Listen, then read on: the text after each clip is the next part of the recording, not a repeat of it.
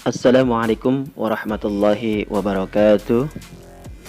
Para peserta didik yang saya hormati dan yang saya banggakan, kembali lagi kita pada hari ini akan belajar mata pelajaran prakarya kelas 7 tentang budidaya tanaman sayuran. Saya berharap kita semua dalam keadaan kondisi yang baik, sehat, dan senantiasa mendapatkan keberkahan dan perlindungan dari Allah Subhanahu wa taala, Tuhan yang Maha Esa.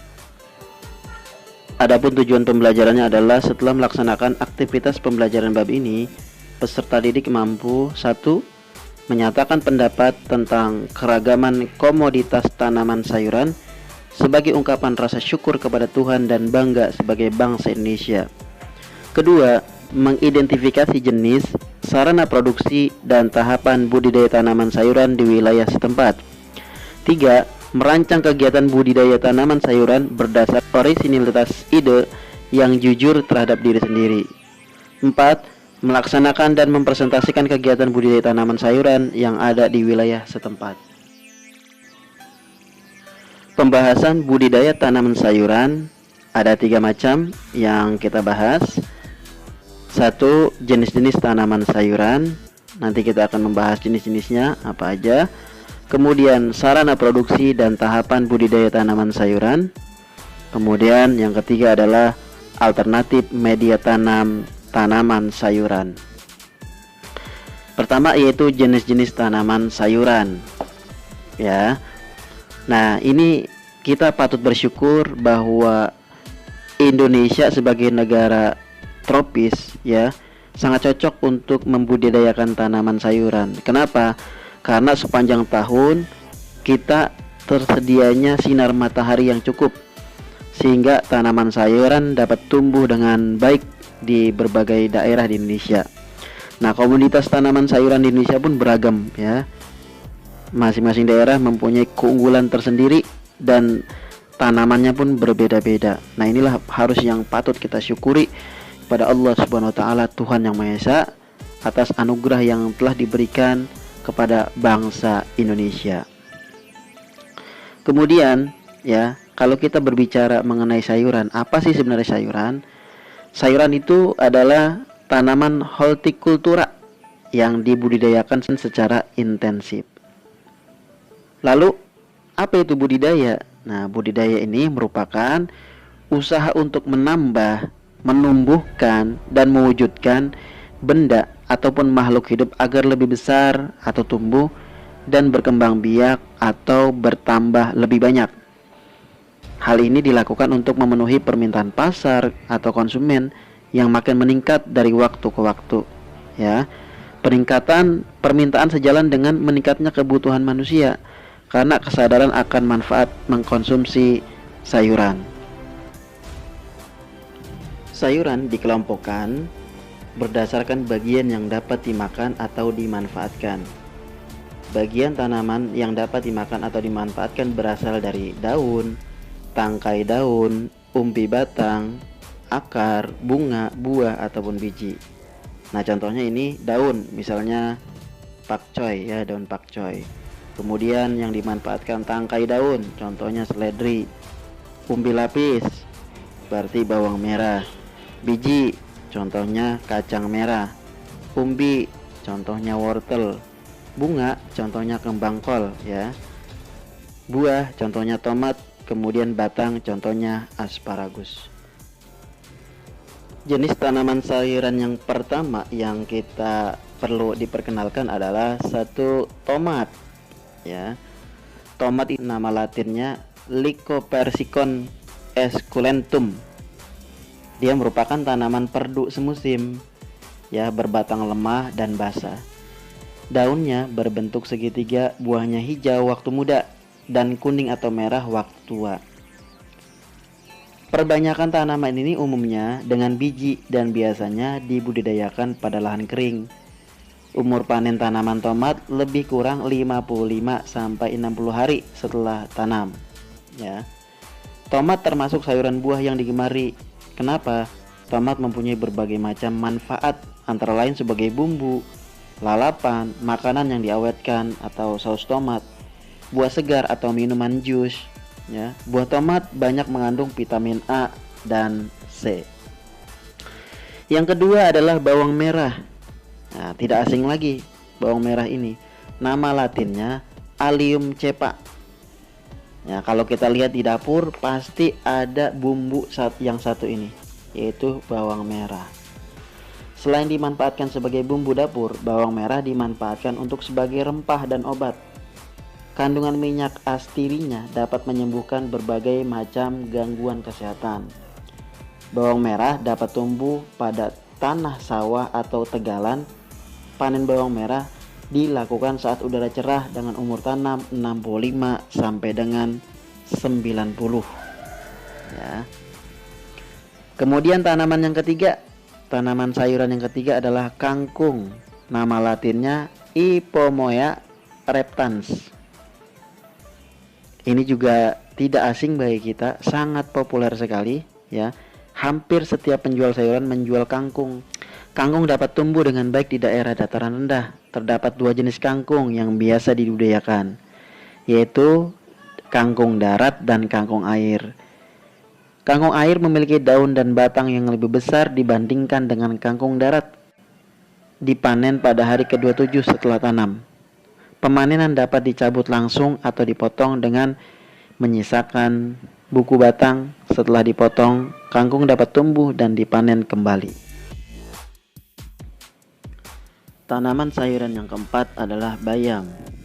Nama latin bayam Amaranthus sp. Ya, ini bayam juga tidak asing bagi kita, apalagi kita sering memakannya, ya. Di tukang sayuran juga banyak yang menjual bayam sebagai tanaman sayuran untuk kita konsumsi. Termasuk sayuran dataran tinggi, tetapi dapat hidup di dataran rendah. Di Indonesia, bayam dapat tumbuh sepanjang tahun dan ditemukan pada ketinggian 5 sampai 2000 meter dpl. Tumbuh di daerah panas dan dingin. Bayam dapat tumbuh subur di dataran rendah pada lahan terbuka yang udaranya agak panas. Bayam merupakan tanaman dikotil yang memiliki sifat batang basah atau herbaceous. Dengan bentuk batang bersegi, sifat permukaan batang pada bayam licin, beralur dengan arah tumbuh batang, yaitu tegak ke atas. Berdasarkan panjang umur batang, bayam termasuk tanaman muda anus. Ya, bayam cabut bisa dipanen pada hari ke-25 sampai 30 dan seterusnya hingga semua selesai panen. Tanaman sayuran kelima adalah sawi. Ya. Biasanya kalau kita makan sayur-sayur adem gitu, nah ini sawi sering kita jumpai. Sawi adalah sekelompok tumbuhan dari marga Brassica yang dimanfaatkan daun atau bunganya sebagai bahan pangan atau sayuran, baik segar maupun diolah. Penyebutan sawi biasanya mengacu pada sawi hijau. Ada pula sawi putih yang biasa dibuat sup dan diolah menjadi asinan. Jenis lain yang kadang-kadang disebut sebagai sawi hijau adalah sawi sayur, sawi sendok atau pakcoy atau bokcoy. Merupakan jenis sayuran daun kerabat sawi yang mulai dikenal pula dalam dunia boga Indonesia. Sawi dapat dipanen pada umur 40 sampai 50 hari, mulai dilakukan pada minggu ke-7 setelah tanam. Baik, kita lanjut ke sarana produksi budidaya tanaman sayuran. Berbicara sarana budidaya tanaman sayuran, ada dua macam, yaitu bahan dan alat. Kalau bahannya terdiri dari satu, benih atau bibit. Nah, kita harus bisa membedakan antara benih dan bibit. Kalau benih itu berbentuk biji, sedangkan bibit sudah berbentuk tanaman yang masih kecil. Ya, benih ini harus mempunyai mutu yang baik, kualitas tinggi, ya, fisik maupun fisiologinya. Benih atau bibit unggul juga harus berasal dari varietas unggul. Daya tumbuh besar, murni, tidak mengandung kotoran, tidak tercemar hama dan penyakit. Benih yang menjamin adalah benih yang bersertifikat. Yang kedua, pupuk. Ya, pupuk digunakan untuk menambah dan melengkapi kandungan unsur hara yang kurang dari tanah. Kita ketahui pupuk itu ada dua macam, ada pupuk organik dan pupuk anorganik. Ya, kalau pupuk organik itu berasal dari daun-daunan, pepohonan gitu kan, yang membusuk. Kalau pupuk non organik itu dari zat kimia, misalnya NPK, urea, KCl, ZA gitu kan. Bahan yang ketiga adalah pestisida. Nah, pestisida ini gunanya untuk mengendalikan serangan hama, ya, pengganggu tanaman. Ya, pestisida juga ada dua macam, yaitu alami dan buatan. Kalau alami bisa memanfaatkan tanaman sebagai bahan bakunya. Contoh tanaman yang digunakan untuk membuat pestisida adalah daun nimba. Seperti itu. Nah, berikut kita lihat adalah contoh dari benih, pupuk, ya, pestisida.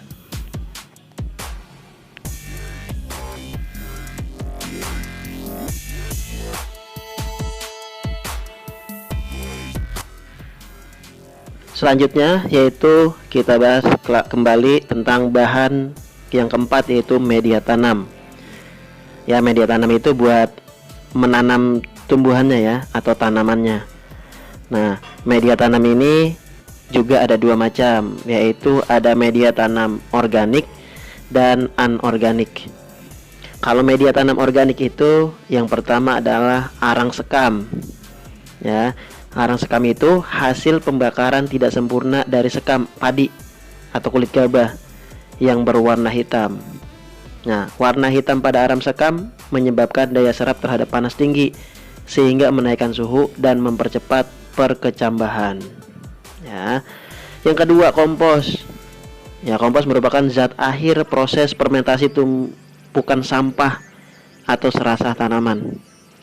Kandungan utama kompos adalah bahan organik yang dapat memperbaiki kondisi tanah. Bahan-bahan organik yang dapat dikomposkan yaitu diantaranya limbah organik rumah tangga, kotoran, limbah peternakan, limbah pertanian, dan limbah agrobisnis. Ciri-ciri kompos yang baik yaitu berwarna coklat, berstruktur lemah, gembur, dan berbau daun lapuk. Keuntungannya menggunakan kompos ini yaitu mengembalikan kesuburan tanah, mengurangi tumbuhnya tumbuhan, dan tersedia secara mudah, murah, dan relatif cepat. Media tanam organik yang ketiga yaitu sabut kelapa.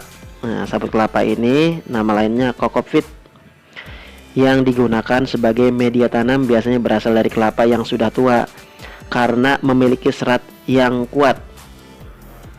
Ya. Berikut ini adalah contoh-contoh dari media tanam organik. Contoh dari arang sekam. Contoh media tanam kompos.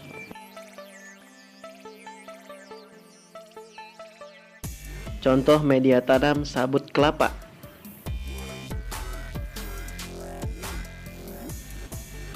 Media tanam yang berikutnya adalah media tanam anorganik. Yang pertama, gel atau hidrogel adalah kristal polimer yang biasa digunakan sebagai pengganti tanah. Gel sebagai media tanam indoor karena warnanya beragam dan dapat memperindah ruangan. Gel juga sering digunakan nursery saat pengiriman tanaman jarak jauh karena gel mampu menyimpan air dalam jumlah yang sangat banyak. Ya. Kemudian spons atau flora foam banyak digunakan untuk budidaya tanaman hias. Biasanya spons digunakan sebagai media bunga potong. Spons memiliki daya serap air dan hara yang sangat tinggi, tetapi bahan ini mudah lapuk dan mudah hancur ketika dipegang. Berikutnya adalah vermiculit dan perlit. Vermiculit adalah bahan organik steril yang berasal dari pemanasan kepingan-kepingan mika. Bahan ini mengandung kalium. Vermiculit dapat meningkatkan daya serap air jika digunakan sebagai bahan campuran media tanam. Berikutnya adalah pasir. Ya, memiliki kapasitas kelembapan sangat rendah dan kandungan hara rendah.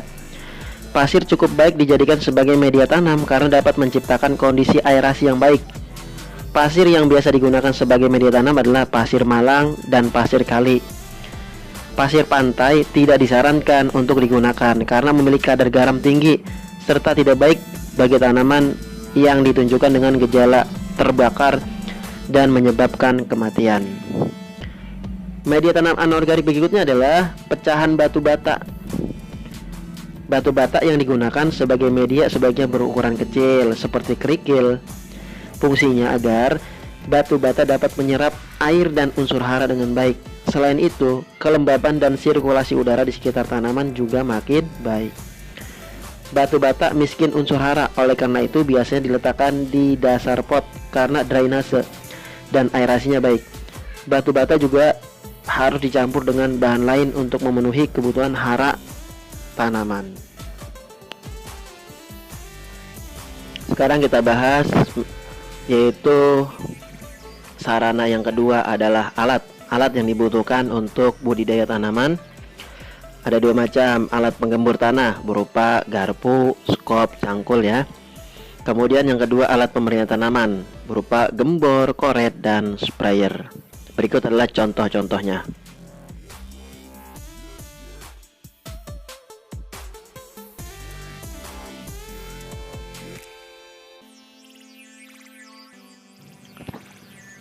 Selanjutnya kita bahas tentang tahapan budidaya tanaman sayuran. Yang pertama adalah pembibitan.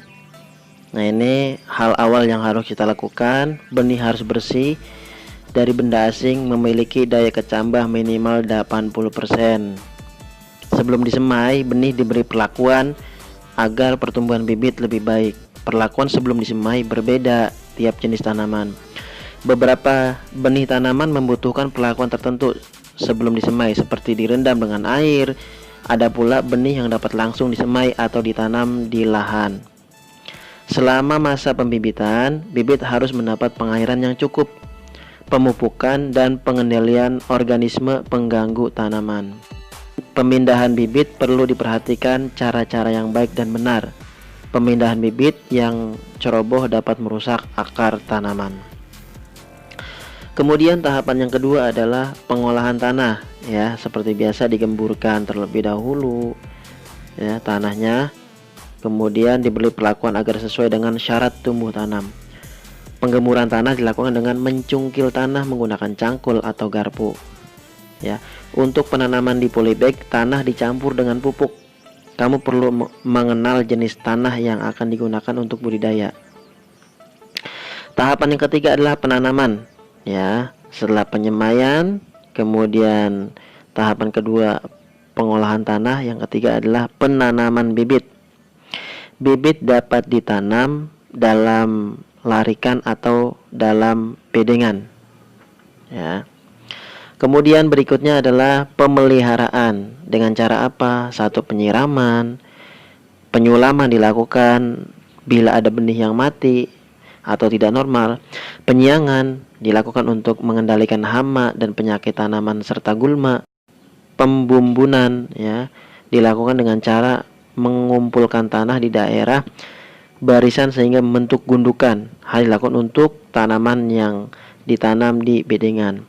Kemudian pemupukan ya, pengendalian organisme pengganggu tanaman.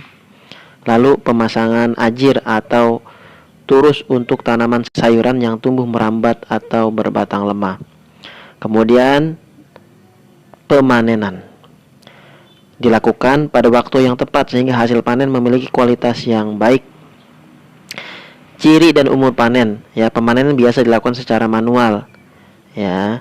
Kemudian berikutnya adalah pasca panen. Perlakuan pasca panen diperhatikan kualitas produk agar tetap terjaga. Tahapannya adalah pengumpulan hasil panen, penyortiran dan penggolongan berdasarkan ukuran dan umur tanam. Yang ketiga, penyimpanan hasil panen di tempat yang bersih dengan kadar air tertentu ya. Untuk yang terakhir yaitu alternatif budidaya tanaman. Di sini alternatifnya adalah kita menggunakan hidroponik. Hidroponik adalah salah satu teknologi budidaya tanaman tanpa tanah dengan pemberian hara tanaman yang terkendali. Jadi dilakukan dengan dan tanpa media tanam, misalnya dengan sabut kelapa, ijuk, kerikil, arang, zeolit, dan air. Ya. Nah, mungkin ini pembahasan hidroponik perlu pembahasan khusus. Mudah-mudahan di video pembelajaran berikutnya kita khusus membahas tentang hidroponik. Baiklah para peserta didik yang saya hormati dan yang saya banggakan, rekan-rekanku sekalian, demikianlah video pembelajaran ini. Semoga bermanfaat untuk membimbing kita belajar di rumah, dan atas perhatiannya saya ucapkan banyak terima kasih. Jangan lupa di subscribe, like, share, komen ya. Terima kasih. Wassalamualaikum warahmatullahi wabarakatuh.